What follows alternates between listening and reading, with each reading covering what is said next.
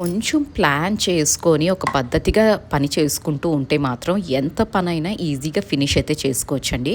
So, ఇవాళ నేను శ్లోకాకి కొంచెం స్పెషల్‌గా చోలే కర్రీ అండ్ పూరి చేద్దాము అనుకున్నాను.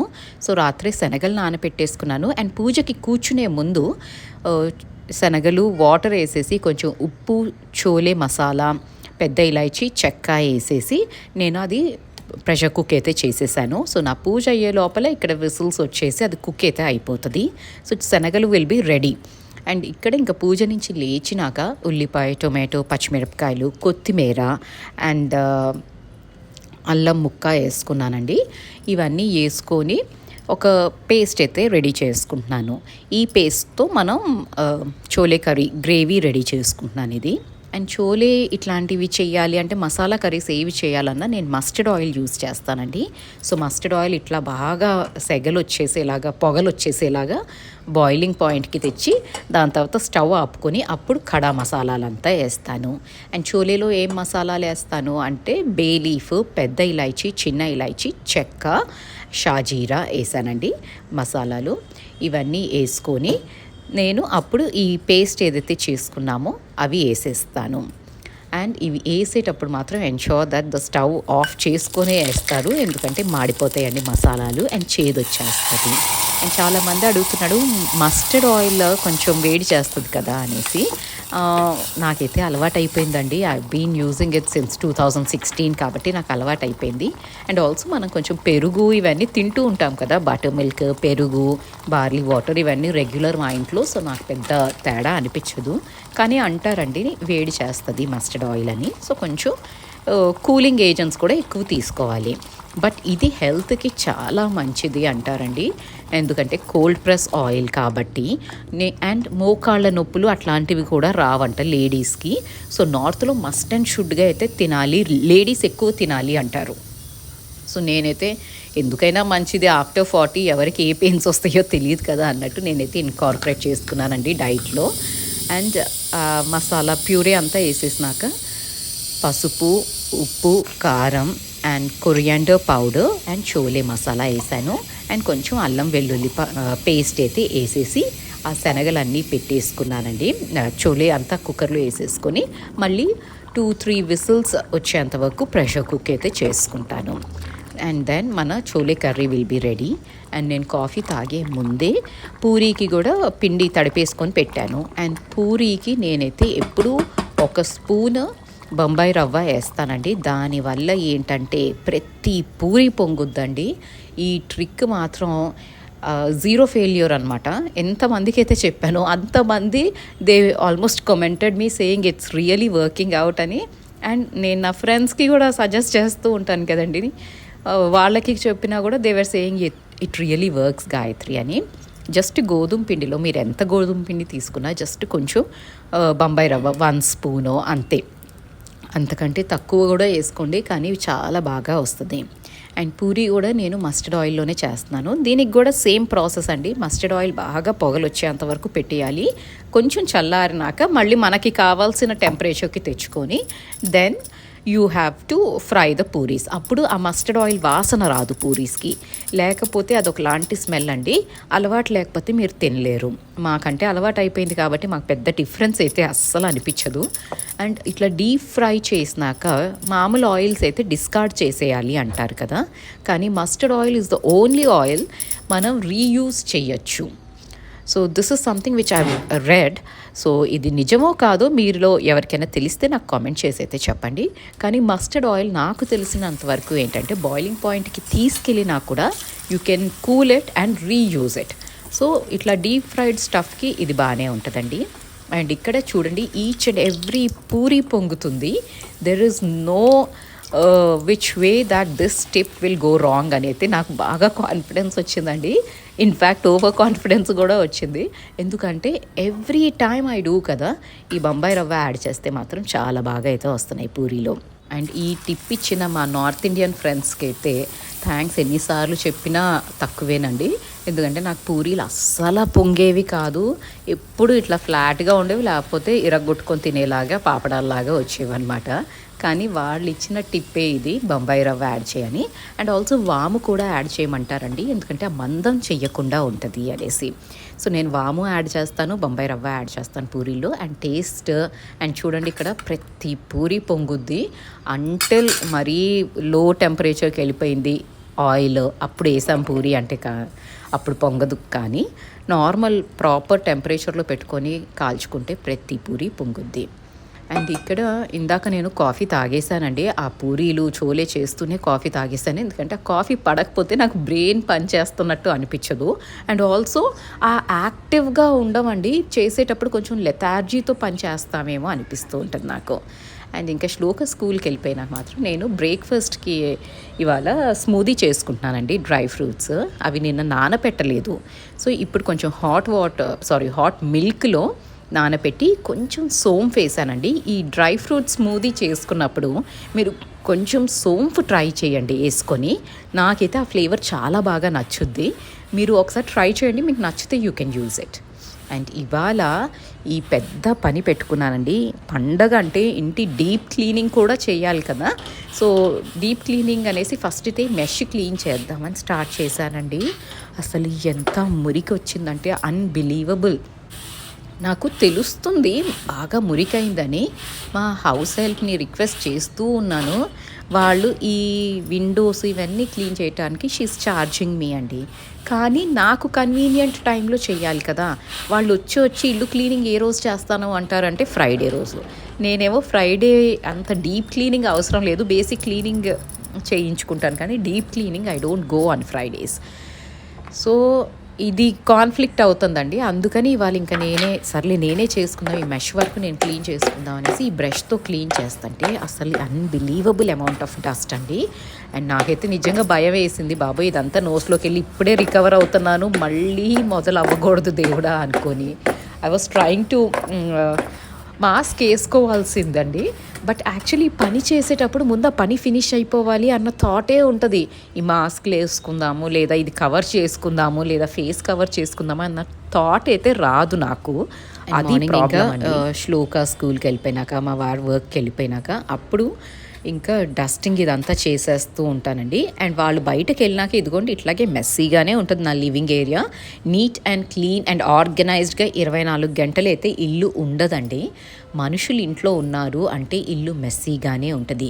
ఎస్, ఒక్కళ్ళమే ఉన్నాము అంటే ఇల్లు నీట్గా ఉంటుందేమో, కానీ ఆ లోన్లీనెస్ని మనం భరించగలమా? So always think about the positive side of life అండి. ఇల్లు మెస్సీగా ఉంది, very good that you have people in your house to talk to, you have someone to share your feelings and emotions. అలా ఆలోచించండి తప్ప మా ఇంట్లో మనుషులు ఉన్నారు కాబట్టి ఇల్లు మెస్ అయిపోతుంది అన్న థాట్ రానియకండి. ఎందుకంటున్నాను అంటే నాకు మొన్న ఒక ఈమెయిల్ ఒక ఫ్రెండ్ రాశారండి, మా ఇల్లు జాయింట్ ఫ్యామిలీ గాయత్రి, అస్సలు నీట్గా ఉండదు, నేను ఎంత ట్రై చేస్తూ ఉంటాను, but except my bedroom I can't maintain the entire house as neatly as you are అన్నారు. ఫస్ట్ థింగ్ అండి, నేను ఇల్లు నీట్గా ఎందుకు మెయింటైన్ చేసుకోగలుగుతున్నాను అంటే I live in a nuclear family. And also second thing, let me tell you the side effect of it are the other side of my life. నాకు ఒక్కొక్కసారి వీళ్ళిద్దరూ బయటకు వెళ్ళిపోయినాక ఎంత లోన్లీగా అనిపిస్తుంది అంటే నేను చెప్పలేనండి.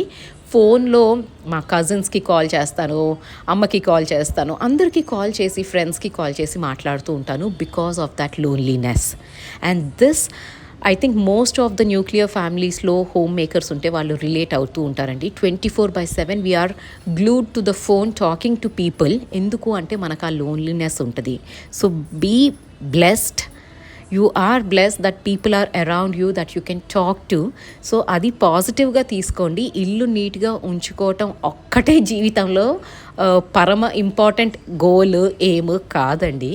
ఇట్లాంటి life has its own positive side and also negative flip side కూడా ఉంటుంది. ప్రతి కాయిన్కి బోత్ ద సైడ్స్ ఉంటాయండి. సో మనం అవి చూడటం నేర్చుకోవాలి. అండ్ ఉన్న ఏ పరిస్థితుల్లో అయినా అదొక బ్లెస్సింగ్ అన్నట్టు భావించాము అంటే మాత్రం we will not be depressed or sad or get frustrated about our life. And coming to the organisation part అండి, ఇంకా మొత్తం డస్టింగ్ అయితే ఇప్పుడే చేసేసాను. ఎందుకంటే ఆ మెష్ నుంచి వచ్చిన మురికి అంతా ఫర్నిచర్ మీద పడింది. సో అదంతా క్లీన్ చేసేసుకొని నీట్గా అయితే పెట్టేసుకున్నాను.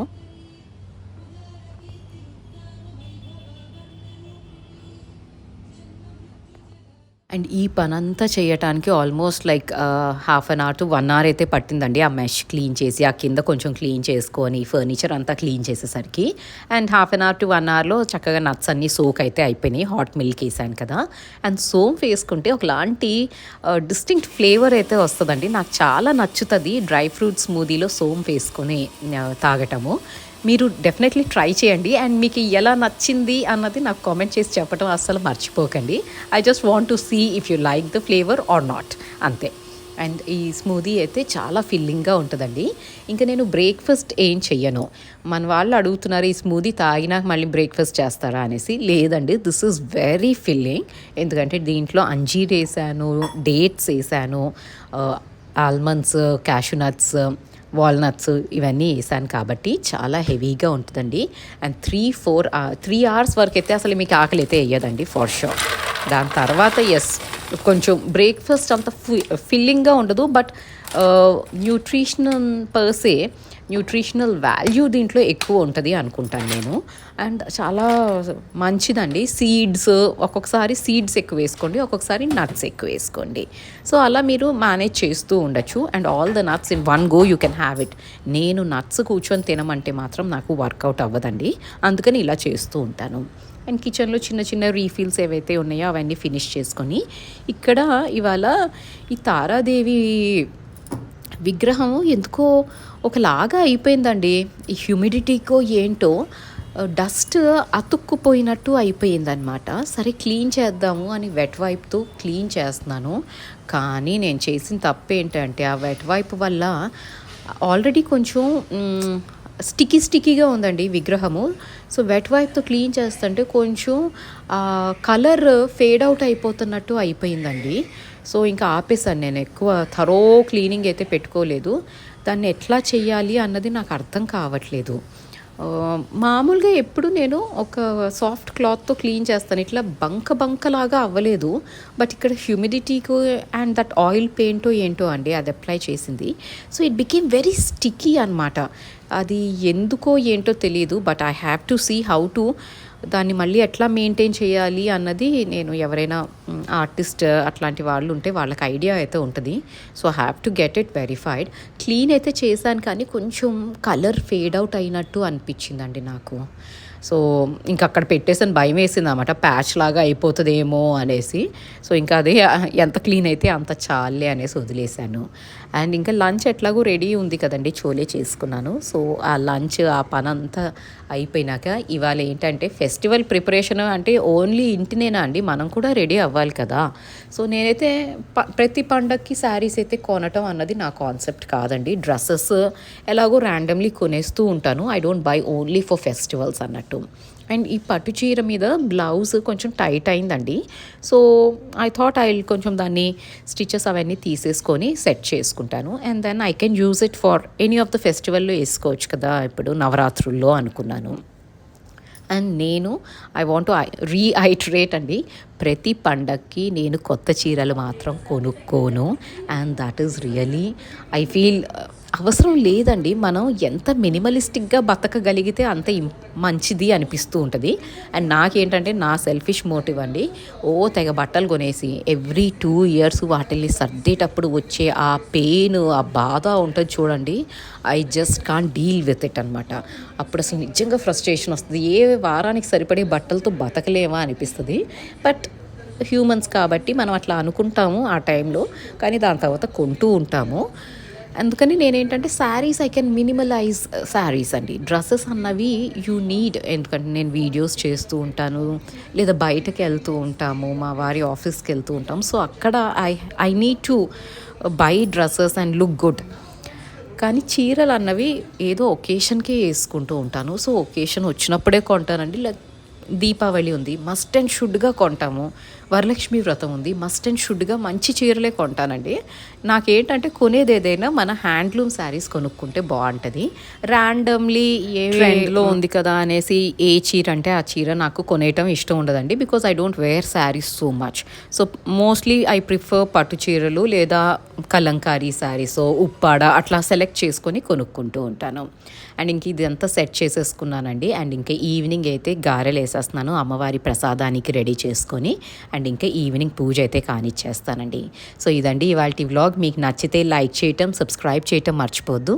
అండ్ మీ ఫ్యామిలీ అండ్ ఫ్రెండ్స్తో షేర్ చేసుకోవటం అస్సలు మర్చిపోద్దండి. Thank you so much for watching this video till the end. You all have a great day. Thank you.